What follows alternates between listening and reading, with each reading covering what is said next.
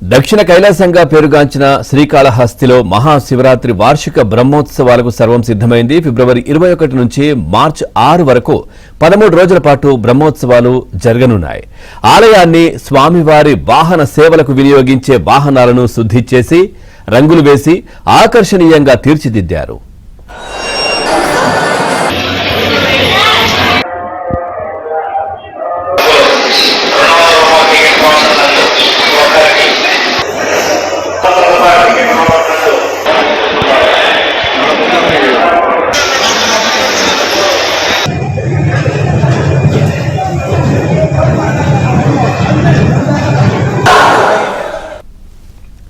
శ్రీకాళహస్తి ఆలయంలో 13 రోజుల పాటు నిర్వహించే స్వామివారి బ్రహ్మోత్సవాల్లో ఒక్కొక్క రోజు ఒక్కొక్క వాహన సేవను నిర్వహిస్తారు.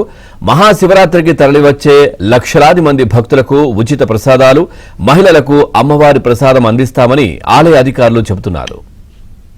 ముఖ్యంగా భక్తులకు ఎక్కువ సౌకర్యాలు, సో విఐపీస్ కి ఎలా ప్రవేశించాలనేది ఒకటే అలా ఉంచితే సామాన్య భక్తులకి ఎక్కువగా ఫెసిలిటీస్ ఇవ్వాలి. వాళ్ళందరూ కూడా దర్శనం జరిగే విధంగా అన్ని ఏర్పాట్లు కూడా చేయమని గౌరవ కలెక్టర్ గారు అదేవిధంగా గౌరవ శాసనసభ్యులు సూచించడం జరిగింది.